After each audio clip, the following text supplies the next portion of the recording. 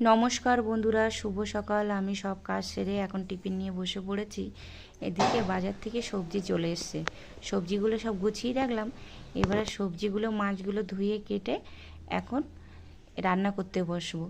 এই রান্না বসিয়ে দিলাম। এটা কিন্তু আমার প্রথম ব্লগ, কথা বলা বা ভিডিও। অনেক কিছু জড়তা থাকবে, মানিগুছি নেবে, ভালোবাসা দেবে, সবাই পাশে থাকবে।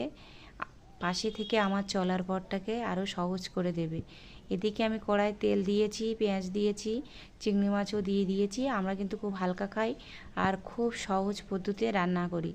এদিকে শাক ভাজা আর চিংড়ি মাছ দিয়ে রান্না শুরু করে দিলাম।